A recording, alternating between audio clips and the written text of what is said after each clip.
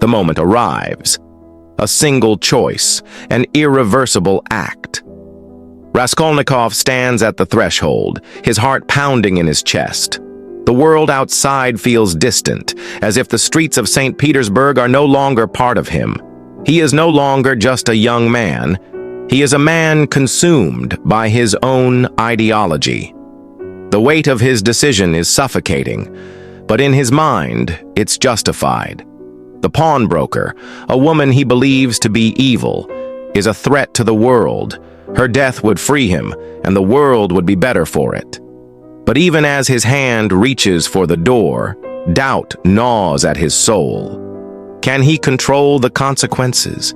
Is he a mere man, capable of playing God? The crime is done. But the punishment begins the moment the deed is done. Raskolnikov's mind is no longer his own. The initial wave of numbness gives way to confusion, a sense of disbelief. Was it really necessary? What now? His once brilliant mind, sharp and calculated, now feels foggy and broken. Every shadow in his apartment seems to grow, looming larger as though accusing him. The city outside, once familiar and known, now feels foreign, suffocating. Every face in the crowd feels like an accusing stare. He can't escape it. He can't hide from himself. The world he believed he understood has crumbled, and he is lost in the maze of his own guilt. Days turn into weeks, but the weight of his crime never eases.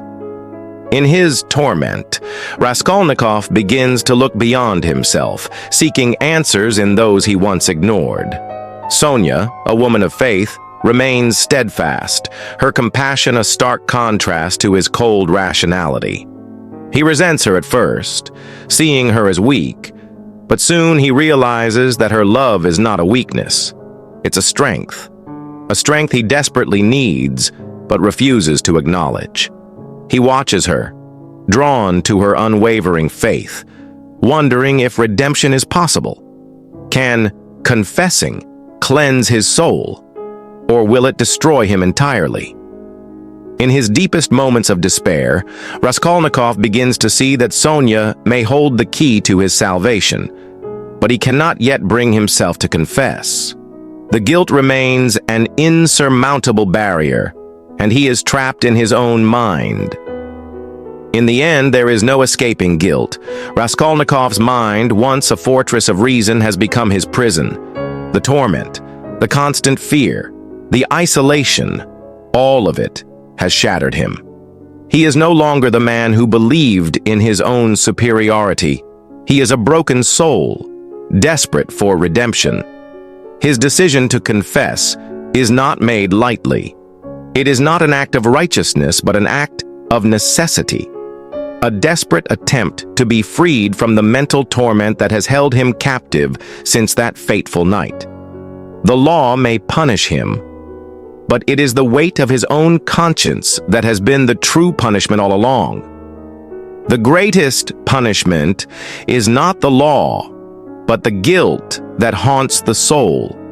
Raskolnikov's journey is not one of immediate redemption, but one of realization. Only through acknowledging his crime can he begin to understand the depth of his own humanity. And in time, perhaps, he can find the peace he has long sought. But is redemption truly possible? Can one ever escape the consequences of their actions? What do you think? How can Raskolnikov find peace in a world where his soul is shackled by his own guilt? Leave a comment below, and let's discuss. If you enjoyed this psychological exploration of crime and punishment, like, share, and subscribe for more deep dives into classic literature.